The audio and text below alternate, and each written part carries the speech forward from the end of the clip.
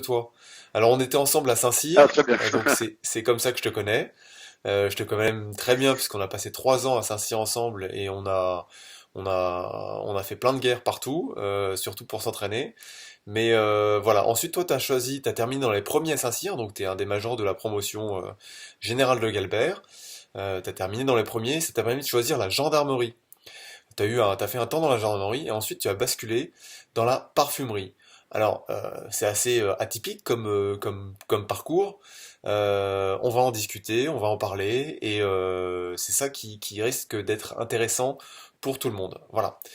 Écoute, je te cède la parole pour que tu complètes cette présentation et surtout pour que tu nous dises, en fait finalement c'est ma première question, à travers une courte présentation de toi, qu'est-ce qui t'a amené à basculer du monde militaire à la parfumerie? Très bien. Donc, je suis très content de réaliser cette interview à ton profit, Rodolphe, et au profit de moncapitaine.com. Étant donné que tu es capitaine, et je le suis toujours, mais maintenant je serai capitaine éternellement, vu que, comme tu le dis si bien, j'ai basculé, je me suis reconverti, et dans une reconversion qui est assez atypique, car depuis Saint-Barth, là où je fais l'interview à ton profit, eh bien, j'effectue mon métier. Si en fait, j'ai encore vu aujourd'hui un dimanche, j'ai partagé un moment avec un de mes distributeurs, car je me suis engagé donc maintenant il y a plusieurs mois et années dans la parfumerie et la cosmétologie, qui est un milieu plutôt dédié à la création, à la féminité, à la beauté, à toutes ces choses-là. Donc bien opposé au milieu un petit peu viril et coercitif que l'on peut connaître dans les armées.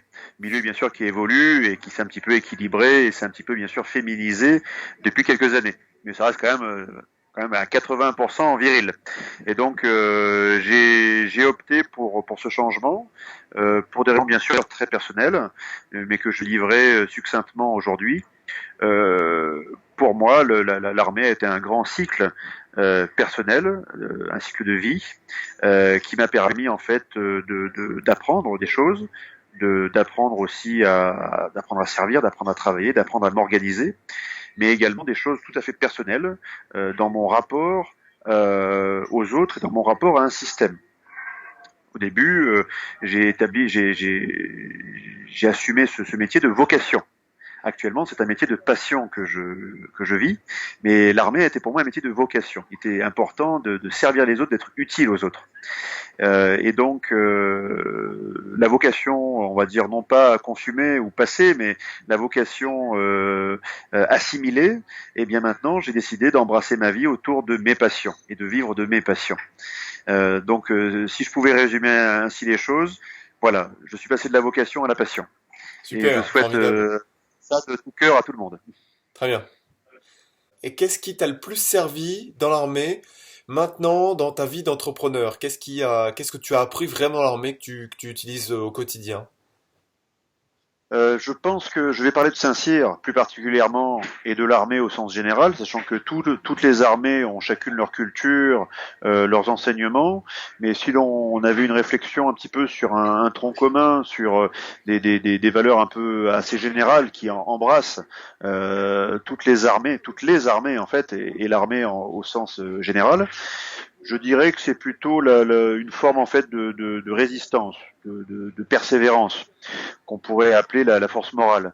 Et je vais un petit peu prêcher pour notre paroisse saint-cyrienne en te disant aujourd'hui que je pense que Saint-Cyr est une des plus belles écoles pour forger justement cette force morale dont on a besoin ensuite tous les jours quand on traverse des phases très compliquées de la vie personnelle, professionnelle ou entrepreneuriale ou autre.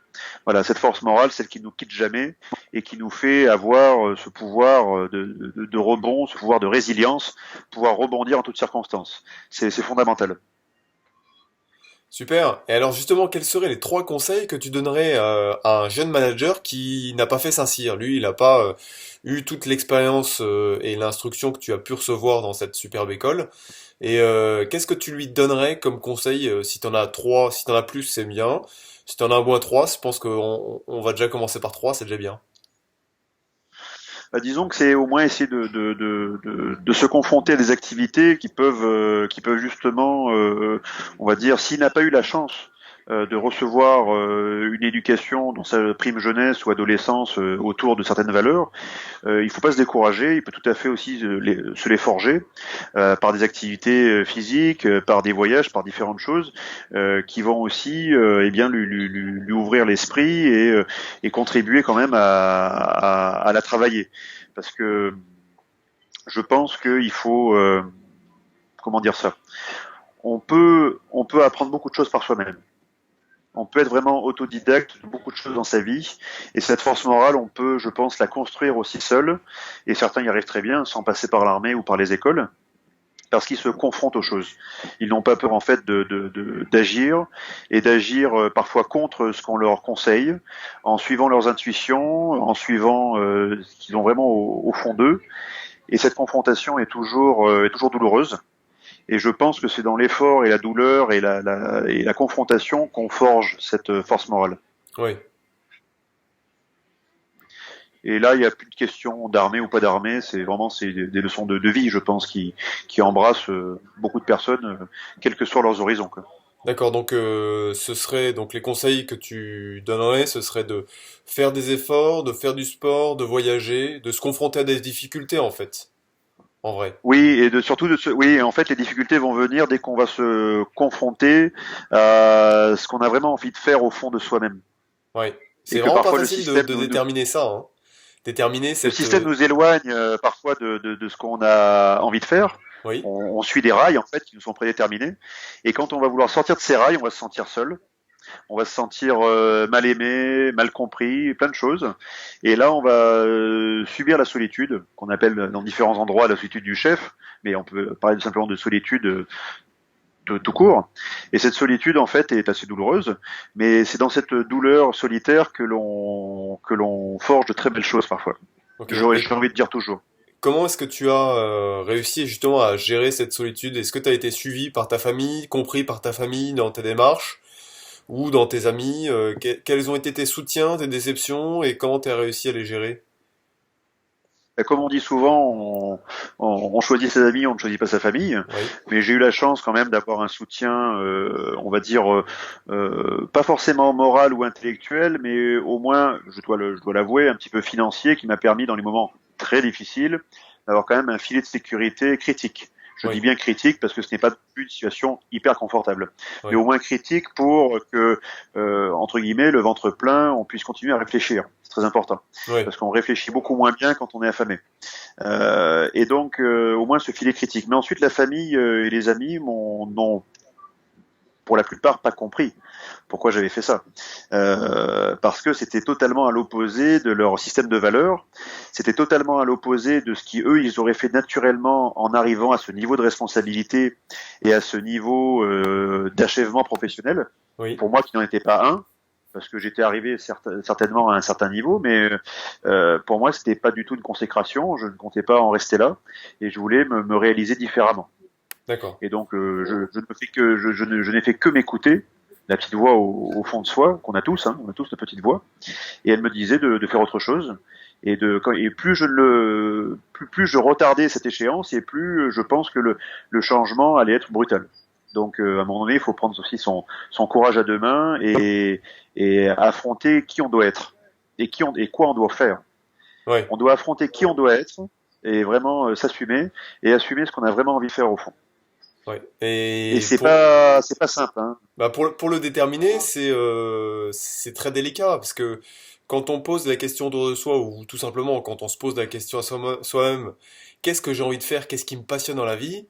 Il y en a certains, une toute petite partie qui ont une réponse immédiate et il y en a d'autres, on leur pose la question à 15 ans, c'est normal qu'ils sachent pas répondre, mais à 45 et 75 ans, ils savent toujours pas répondre. Donc c'est compliqué et bravo et félicitations d'avoir trouvé ce qui te passionne vraiment. Bravo. En fait, il y a une question de chance aussi, mais comme on peut le dire, la chance, on la provoque.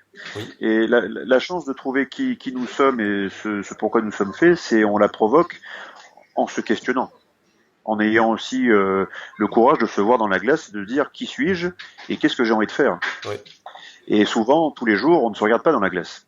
On prend son costume social quel qu'il soit. Je veux dire, ça peut être manager, ça peut être officier, ça peut être soldat, ça peut être quel que soit le costume social, on l'endosse, mais sans jamais véritablement se poser la question qui suis-je. Oui, Et c'est une question qui est très délicate parce on est vraiment nu face à soi-même. Et je pense que de se la poser, de se la répéter, à la fin les réponses arrivent d'elles-mêmes. oui. Et Et l'expérience donc nous montre que les chemins bifurquent et la vie nous oriente vers ce qu'on est au fond de nous-mêmes.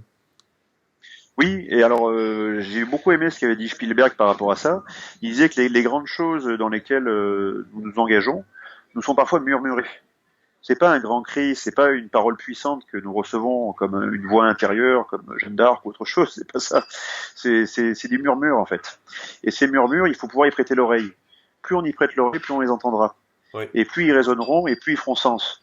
Et au moins on les entend, et plus on a de risques de s'éloigner du chemin, de son chemin, oui. De sa mission de vie. Voilà, il faut trouver sa mission de vie. C'est de sa compliqué. mission de vie, de son rôle, de tout ça, bien sûr, bien sûr. J'ai saisi l'opportunité de partir à l'autre bout du monde, à Tahiti, pendant 2 ans, pour essayer de me recentrer sur moi et sur ce que j'avais vraiment envie de faire et sur qui j'étais vraiment. Alors, est-ce que j'ai apporté une réponse? Je ne sais pas, mais parfois il faut savoir provoquer les choses, il faut savoir saisir des opportunités, faut se lancer, parce que c'est pas forcément facile, mais au final, quand on regarde rétrospectivement, c'est jamais très difficile. Non, oui, c'est toujours difficile sur le moment quand on va prendre la décision, et puis une fois qu'on l'a prise et que du temps a passé et que certains gestes ou certaines actions, certaines démarches ont abouti, on se retourne, tu as raison, et on se rend compte qu'en fait c'était même très simple. Mais Voilà. c'est juste le premier pas qui est difficile, c'est le dire j'ai le courage d'aller dans l'inconnu. Ouais. L'inconnu nous fait peur, Bah, tout le monde.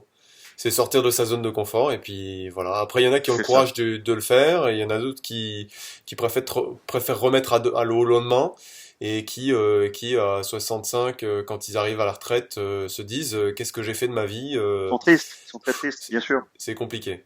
Voilà. On se Et la pose tous zone de cette question. confort, justement, quand on en sort, c'est très inconfortable. Oui. Si tu permets le jeu de mots. Alors justement, pour pouvoir mettre toutes les chances de son côté pour euh, optimiser ses sorties de zone de confort, on a besoin d'outils d'organisation, on a besoin de Oui. méthodes. Est-ce que tu as, toi, des conseils à donner sur les méthodes que tu as utilisées, les outils que tu as utilisés, que tu puisses partager aux lecteurs de Mon Capitaine? Oui, alors après, je pense vraiment que l'étape primordiale numéro un, c'est d'abord de se connaître soi-même. Hein. Connais-toi toi-même. Ça, c'est les vieux adages gréco-romains repris ensuite par les Lumières en France. C'est fondamental. Une fois qu'on se connaît soi-même. Mais ensuite, une fois qu'on se connaît, on va pouvoir justement mettre en place tous ces outils qui seront nécessaires pour bâtir la démarche. J'y ai un petit peu réfléchi. Je pense que on peut parler de la notion de travail, donc qui est liée à l'effort, bien sûr, l'énergie qu'on déploie. Il y a la notion aussi de persévérance, parce que le travail, c'est une énergie qu'on déploie à un instant T, mais il faut aussi l'établir sur une certaine durée. Et il faut de la persévérance pour aussi avoir cette régularité et cette durée qui va faire que cette somme d'énergie, travail qu'on a mis en place sur un certain temps, va porter ses fruits. Si D'accord. tu déploies une extraordinaire énergie de travail ponctuellement, mais que tu n'es pas régulier, tu n'as pas de persévérance, tu échoueras. Donc, si tu as de la persévérance, mais tu ne travailles pas, une persévérance juste dans l'idée, juste dans l'envie de faire quelque chose, mais sans travail, tu échoueras également. Donc le travail, la claire vision et la persévérance sont trois éléments clés qui permettent d'avancer. Et les uns sans les autres ne sont rien. La claire vision sans travail ni persévérance n'apportera rien. Persévérance sans claire vision, tu n'auras pas la bonne direction, donc tu feras un mauvais chemin. Et travail seul, tu ne feras que dépenser de l'énergie inutilement. Oui. Donc ces trois choses-là permettent vraiment de se focaliser. Mais une fois on a le point focal, il faut y aller, il faut cheminer. Donc ça demande de l'énergie, une énergie régulière. D'accord. Ok, super. Bah écoutez, merci beaucoup pour ces conseils. Peut-être une dernière question. Est-ce que tu as une méthode pour aborder des challenges que tu te fixes quand tu as justement cette persévérance et ce travail, cette claire vision? C'est en cours, mais est-ce que tu as une méthode que tu utilises pour pouvoir planifier ton passage à l'action, tes Oui, procédures de travail? là, j'invente rien, je n'ai fait que lire aussi des ouvrages de management hein, que je recommande, qui apprennent aussi à s'organiser. Par exemple, il y a un excellent ouvrage qui est la méthode GTD, Getting Things Done, Oui. faire que les choses soient faites, Getting Things Done. Ça, c'est un excellent ouvrage qu'on peut conseiller aussi aux managers. C'est comment hiérarchiser. Comment tu hiérarchises tes projets à, on va dire, il parle d'altitude dans ce bouquin. Il parle de l'altitude, on va dire, au ras du sol, l'altitude à 50 mètres, 100 mètres, 2000 mètres, 20 000 mètres. Et c'est tous tes différents projets, en fait, de vie qui sont le projet du jour, le projet de la semaine, le projet du mois, le projet de l'année, le projet à 10 ans et le projet de vie, en fait. Et donc, il faut quand même avoir une claire vision de tous ces projets rétrospectifs et arriver à les emboîter un peu comme des poupées russes pour qu'ensuite tu gardes quand même une cohérence dans ta démarche. Que parfois tu vas sembler un petit peu, comment dire, te perdre sur ton chemin, mais tu vas quand même garder cette cohérence au moins sur le moyen et le long terme. Également, en opposant ces différents niveaux, tu peux faire écho également à cette méthode aussi de professeurs de management dans les écoles de commerce qui remplissent un grand bocal avec des grosses pierres, des plus petites pierres, du sable et à la fin de l'eau. Je ne sais pas si tu vois Oui, j'en ai parlé déjà sur le les... blog. Voilà, bon, je ne fais que je n'en fais que l'écho. C'est un excellent exemple, Oui. excellent exemple entre les voilà. Donc, pour répondre à ta question, je prendrai ces deux exemples de management et bien sûr la hiérarchie des priorités. Alors Hiérarchie des justement, priorités. pour clarifier les choses avec les lecteurs, ceux qui connaissent pas cette parabole, en fait, le principe, c'est une méthode, ce serait de mettre l'eau au fond, le sable, les graviers et les grosses pierres, et du coup, dans le bocal, ça dépasse, puisqu'on a du niveau qui s'est entassé par le bas, et c'est typiquement une journée de travail, on fait déborder toujours les choses, et les choses importantes, qui sont les grosses pierres, n'arrivent pas à être effectuées, alors que si on Bien place en sûr, premier les grosses pierres, qu'ensuite on fait glisser les cailloux, puis les graviers, puis le sable, puis on met de l'eau, et ben on arrivera à la fin de la journée en ayant tout fait et en étant serein puisqu'on a commencé par les choses importantes. absolument, Voilà. absolument. Ok, super. Donc voilà pour ces deux peut-être conseils de lecture ou paraboles. Euh, et ensuite, voilà, je pense qu'on a dit de façon assez condensée les deux Oui, trois éléments clés d'accord. Est-ce qui que tu permettent as de... pour le mot de la fin, là tu es à Saint-Barth, tu vas rentrer à Toulon bientôt, on va pouvoir se voir dans ton atelier. On refera, je pense, une interview dans ton atelier Avec pour plaisir. te voir sur le terrain. Est-ce que tu as un petit mot de la fin à partager avec les lecteurs de Ben, Mon Capitaine? je partagerai l'exemple que je vis actuellement. Je suis à Saint-Barth pour travailler, principalement. Même si le cadre est idyllique, Oui, j'y ai rencontré, j'ai livré et formé donc un de mes distributeurs. Le livré et le formé rentrent dans une stratégie commerciale on va dire à moyen terme, à moyen voire long terme. Beaucoup de personnes, par exemple, m'ont dit mais qu'est-ce que tu vas faire à Saint-Barth? Pourquoi tu ne fais pas qu'envoyer les produits et tu ne laisses pas en fait les personnes en disposer, ensuite recommander la chose. Là, c'est un focus plutôt commercial. Eh bien, j'ai dit parce que je sais que l'énergie que je vais engager, investir dans la relation avec l'humain localement est une énergie qui sera dépensée à bon escient et qui ne va pas apporter, on va dire, une récompense économique sur le court terme. Le voyage va me coûter plus cher, donc c'est pas forcément une situation confortable ni pour moi ni pour mon entreprise. Mais par contre, je sais parce que j'ai la conviction que ça va alimenter ensuite cette entreprise et mes projets sur le moyen, sur le long terme. Alors bien sûr, c'est avec une claire vision que je le fais, parce que Saint-Barth est un des lieux les plus emblématiques, où le réseau est l'un des plus puissants au monde, un réseau très particulier que l'on retrouve à Monaco, que l'on retrouve dans d'autres villes ou endroits dans le monde. Voilà, c'est les endroits où il faut compter, il faut être. Quand on exerce mon métier dans la cosmétologie et le parfum, on va dire sur un segment premium ou demi-luxe. Je serai demain dans le low cost, j'irai partout et pas forcément à Saint-Barth.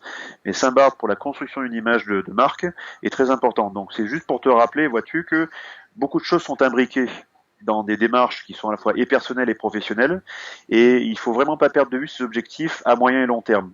Même si sur le court terme ça semble c'est compliqué et c'est inconfortable, cet inconfort est compensé par la vision que tu as de ce que tu veux faire plus tard.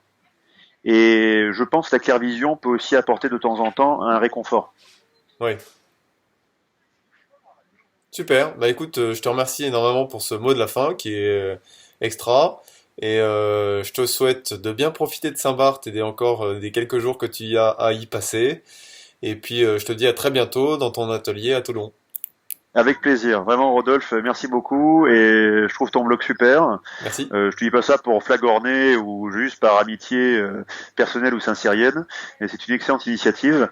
Et je pense que beaucoup de personnes y seront attentives parce que nous n'avions pas cet outil, nous, à une époque. On était quand même relativement seuls et juste avec quelques ouvrages de façon un petit peu aride. Et je pense que là, ça apporte des leçons avec pas mal de couleurs, de vie. C'est un formidable outil, je pense. Merci beaucoup Alexandre pour ta confiance. Voilà. À très bientôt. À très bientôt. Au revoir, Rodolphe. Salut Alex.